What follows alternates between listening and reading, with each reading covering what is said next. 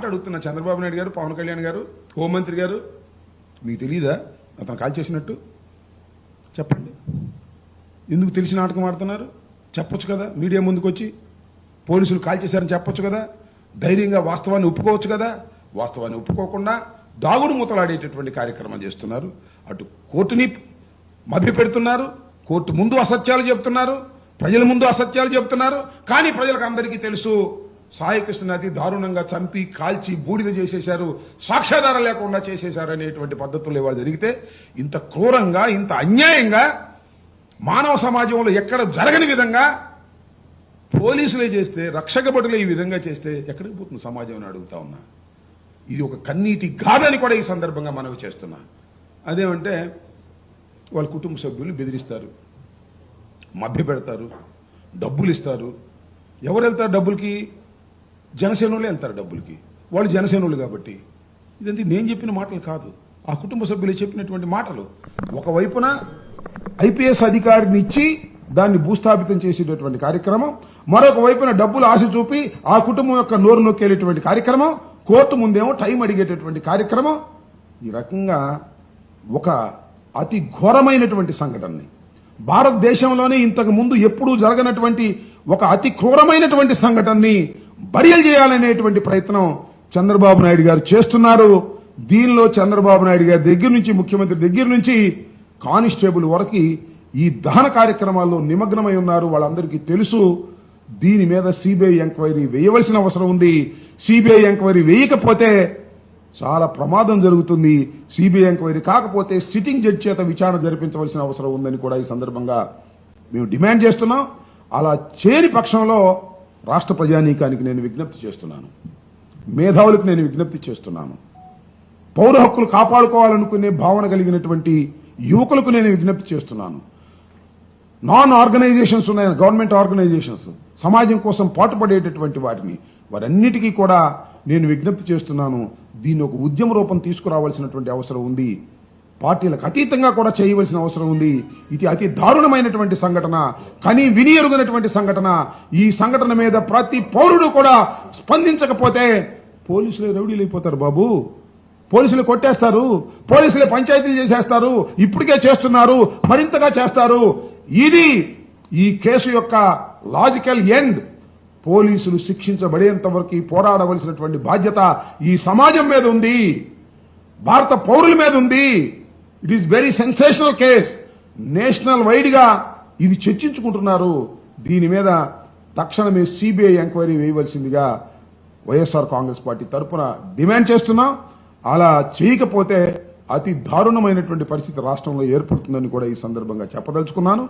దీనికి రాష్ట్ర ప్రజానీకం అందరూ కూడా దీని గురించి ఆలోచన చేయవలసిందిగా నేను కోరుతున్నాను.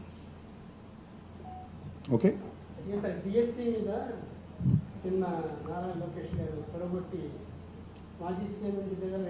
నువ్వు డైవర్ట్ చేసేస్తున్నావు సబ్జెక్ట్ని, దీనిలోకి రా. డిఎస్సికి వెళ్తా ఎందుకు? డిఎస్సిది జరుగుతూ ఉంది కదా, వెళ్తారు, వాళ్ళు మాట్లాడతారు. మీరు ఏదైనా ప్రశ్నలు ఉంటే ఈ సిబిఐ ఎంక్వైరీ గురించి, సాయి కృష్ణ గురించి దీని మీద అడగండి, నేను చెప్తాను. It is very serious case. ఒక అతి దారుణంగా ఒక యువకుడిని చంపినటువంటిది, ప్రభుత్వ హత్యది. ఈ ప్రభుత్వ హత్య మీద ఒక సీనియర్ ఐపీఎస్ అధికారిని వేసి తుడిచెట్టాలని చంద్రబాబు చూస్తున్నాడు. చంద్రబాబు ఎప్పుడు ఇలాగే చేస్తాడు. అదేమంటే ఆ కుర్రోడు రౌడీ అంటారు, ఆ కుర్రోడు గ్యాంగ్ స్టార్ అంటారు, చనిపోయిన వాడి మీద ఇంకా దాడి చేస్తున్నారు. దీనికి సంబంధించి ప్రశ్న అడిగి అది డైవర్ట్ అవుతున్నాను, మించే లేదు. అది పేపర్లో, ఆంధ్రజ్యోతిలోను. ఇప్పుడు సీరియస్ గా నేను ఇంకో మాట చెబుతున్నా. మే 9వ తారీఖున సాయి కృష్ణని పట్టుకొచ్చారు. దీనిలో ఇంకొక పాయింట్ కూడా చెప్తున్నా. నాగరాజు అనేటువంటి సిఐ పాత్ర ఉంది. కేవలం నాగరాజు సిఐ పాత్ర మాత్రమే కాదు, పోలీస్ డిపార్ట్మెంట్ లో అనేక మంది పాత్ర ఉంది.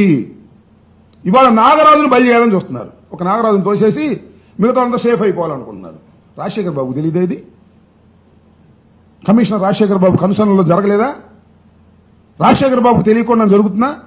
పోలీస్ డిపార్ట్మెంట్లో నాకు తెలియదా ఏం జరిగిద్దో? పోలీస్ డిపార్ట్మెంట్లో పై అధికారికి తెలియకుండా ఏం జరగదు. CI, DSP, SP, DGP, IG వీళ్ళందరికీ తెలిసే జరిగింది. ఏ జరిగినా కూడా ఒక నేరం జరిగితే ఎప్పుడు చర్చించుకుంటారు హాట్ లైన్ లో.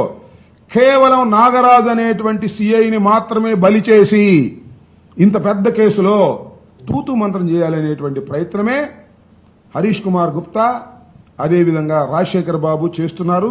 దానికోసమే సిఐడి ఒక సీనియర్ ఐపీఎస్ ఆఫీసర్ అయితే వీళ్ళు చెప్పినట్టు రాసేస్తాడు. చెప్పారు కదా, రాసేసిన తర్వాత ఏం లేదండి, అతను పెద్ద రౌడీ, పెద్ద గ్యాంగ్స్టారు, వాళ్ళు కొట్టుకుని అక్కడ చచ్చిపోయి ఉంటారు, అందువల్ల ట్రేస్ చేయలేకపోతున్నాం, మళ్ళా 1 సంవత్సరం ఇస్తే మేము ట్రేస్ చేస్తాం అని క్లోజ్ చేసి పారేస్తారు. ఈ నాగరాజుకు మళ్ళా పోస్ట్ ఇస్తారు. ఇంతే జరిగేది. శుభ్రంగా రాజశేఖర్ బాబు సేఫ్ అవుతాడు, హరీష్ కుమార్ గుప్తా సేఫ్ అవుతాడు, ఈ శవాన్ని తీసుకెళ్లినటువంటి కానిస్టేబుల్స్ సేఫ్ అవుతారు, జీపులో వెళ్ళిన డిఎస్పీ సేఫ్ అవుతాడు, ఇంకా అడిషనల్ ఎస్పీలు వీళ్ళందరూ సేఫ్ అవుతారు. ఒక్క రాజశేఖర్ బాబుని ఒక్క నాగరాజును బలి చేసేసి మొత్తం సేఫ్ అవ్వాలనేటువంటి పెద్ద కుట్ర జరుగుతా ఉంది. శవాన్ని తగలేసే దానిలో కుట్ర, ఆ తర్వాత దాన్ని మాఫీ చేసేందుకు కుట్ర జరుగుతా ఉంది. దీన్ని కేవలం ఒక సిబిఐ విచారణ తప్ప రెండోది బయటకు తీసుకురాలేదు. చంద్రబాబు నాయుడు గారు దీన్ని కప్పిపెట్టడానికి ప్రయత్నం చేస్తున్నాడు. ఇది వాస్తవం. ఇంకో చిత్రమైన విషయం ఏంటంటే, చంద్రబాబు నాయుడు గారు మోడస్ ఆపరండి ఎలా ఉంటుందంటే, ఈయన వీఆర్కి పంపారు. చంద్రబాబు నాయుడు గారు సింగపూర్ నుంచి సీరియస్ అయ్యి వీఆర్కి పంపడం ఏంటి, సస్పెండ్ చేసేయండి అన్నాడంట. ఇది డ్రామా. సస్పెండ్ చేస్తే అయిపోద్దా? ఎంతమందిని సస్పెండ్ చేయాలి? ముందు కమిషన్ సస్పెండ్ చేయాలి. రాజశేఖర్ బాబుని ఎంతమంది సస్పెండ్ చేయాలి ఈ కేసులో? ఏంటిది? ఒక్క నాగరాజు అనేవాడిని బలి చేసేసి అందరూ సేఫ్ అయిపోదాం అనుకుంటున్నారు. పప్పులు ఉడకవు చెప్తున్నా. న్యాయస్థానాలు ఉన్నాయి. మీరు రాజీలు గీజీలు పడ్డా కూడా ఎట్టి పరిస్థితుల్లోనూ సమాజం అంగీకరించదు. దీని లాజికల్ ఎండ్కు తీసుకువెళ్లేంత వరకు సమాజం నుంచి పోరాడతారు. వైఎస్ఆర్ కాంగ్రెస్ పార్టీ ఈ కేసుని బయటికి తీసుకొస్తుంది. ఎంత దూరమైనా వెళ్తుంది. జగన్మోహన్ రెడ్డి గారితో కూడా మేము మాట్లాడాం. ఆయన కూడా దీనిలో చాలా సీరియస్ గా ఉన్నాడు.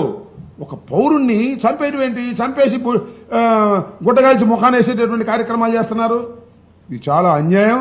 ఇప్పటికైనా సిబిఐ ఎంక్వైరీని నేను 2 చెప్పాను కదా, 2 గుర్తుపెట్టుకోండి. రేపు 29వ తారీఖున ఏం జరిగిందో చెప్పాను.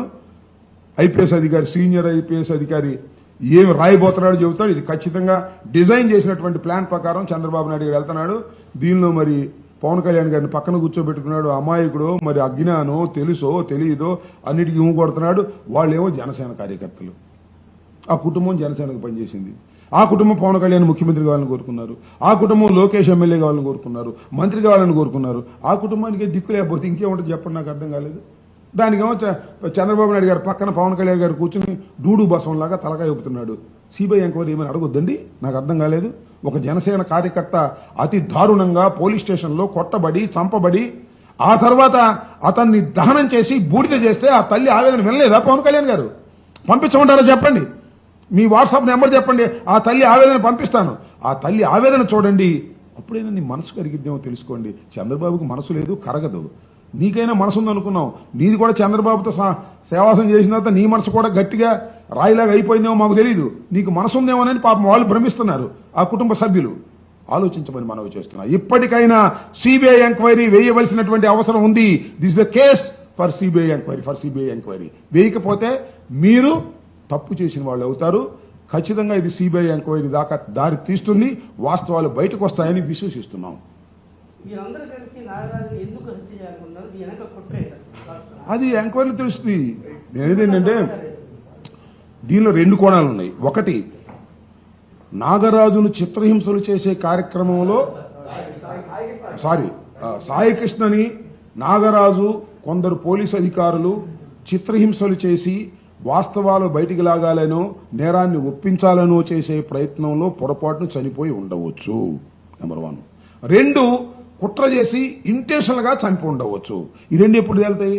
సీనియర్ ఐపీఎస్ ఆఫీసర్ ఎంక్వైరీ చేస్తే తేలుతాయా చెప్పండి? ఈ 2 అనుమానాలు, ఈ 2 కదా ఆప్షన్స్. ఎవరు చేస్తే తేలుతాయి?